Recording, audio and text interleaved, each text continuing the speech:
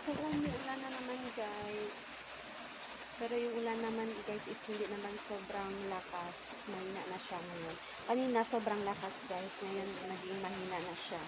So, wag tayong magtambay dito sa loob. Kasi delikado po yung likod dito. Baka mag-buyak-buyak, mag-landslide. So, dun tayo sa labas magtambay. Samahan niyo ako. Dun tayo sa labas. Punta tayo doon. Pag may tao, magbili. So, pasok tayo ulit dito. Pero ngayon, wala naman tao. Nandito sila sa labas. So, tara, dito tayo sa labas. Umuulan na, guys. So, dito sila. So, dito muna tayo magtambay. So, magtambay sa ayan. May tumatawag. Mamaya na yan kasi nagbibidyo ako. So, yun muna, guys. Safe na lang po. Sana